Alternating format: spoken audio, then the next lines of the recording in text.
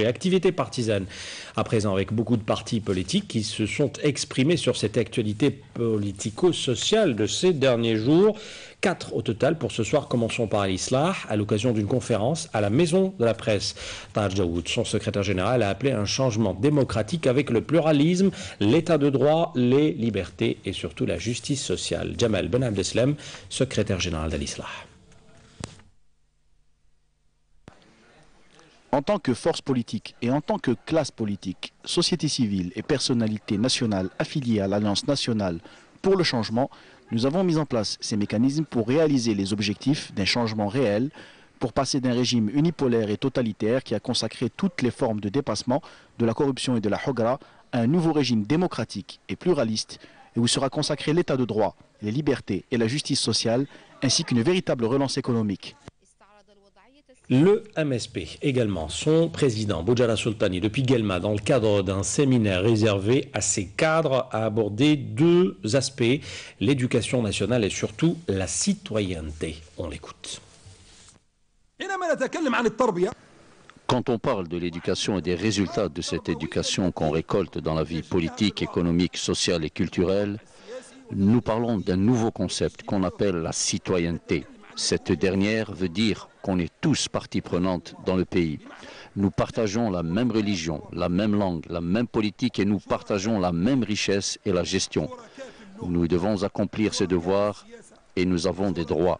Ceux qui rêvent de ne vivre qu'avec des droits sans avoir des devoirs, cette époque est révolue.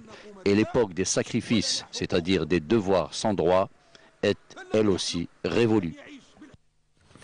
À partir de Azaba, la secrétaire générale du PT, le Parti des travailleurs, a animé un meeting populaire. Elle est revenue notamment sur la dynamique politique et sociale qui caractérise le pays ces dernières semaines. On écoute Louisa Hanoun.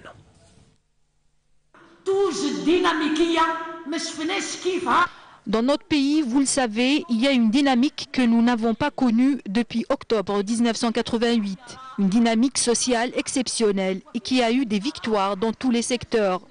Les travailleurs qui ont recours aux grèves dans les secteurs productifs pour demander des salaires impayés, qui demandent des allocations et l'amélioration du niveau de vie et l'effacement des dettes des entreprises, qui demandent la réouverture des usines fermées. Ici à Azaba, vous avez les mêmes problèmes posés dans toutes les wilayas du pays. La fonction publique n'est pas épargnée par les grèves. Parmi les solutions pérennes pour trouver des emplois à la jeunesse, c'est la réouverture des entreprises fermées, comme celle de tissage qui a été fermée, la briqueterie ou encore les conserveries. Le ministre de l'Agriculture a d'ailleurs pris la décision de rouvrir les conserveries de toute la région Est. Le président du Front National Algérien, le FNA, Moussa Touati, a plaidé ce samedi depuis Petna en faveur d'un changement pacifique authentique en Algérie. Il est notamment revenu sur les prérogatives du président d'APC sur les affaires courantes de sa commune. On écoute Moussa Touati. Est-il concevable qu'un président d'APC use de son pouvoir pour démolir les habitations de pauvres gens et que ce même président d'APC ne soit responsable que des poubelles alors qu'il est sous la tutelle de l'administration, que le wali peut le démettre de ses fonctions? Comment se fait-il qu'un élu du peuple, censé le représenter, applique les décisions d'une administration? Si l'administration méprise l'élu, c'est qu'elle méprise le peuple. Et elle représente un pouvoir occulte.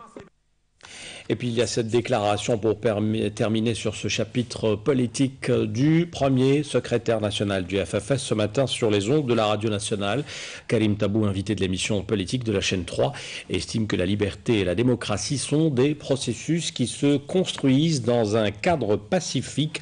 La démocratie et le changement ne s'improvisent pas, affirme-t-il. Le pays a besoin d'une transformation politique sérieuse et la responsabilité incombe à la fois au pouvoir, à l'opposition et à l'élite du pays, a déclaré donc ce matin Karim Tabou, premier secrétaire national du Front des Forces Socialistes, sur les ondes de la radio. Voilà donc pour le chapitre politique et donc je vous le disais, cette nouvelle marche qui a été interdite aujourd'hui à Alger par les forces de l'ordre.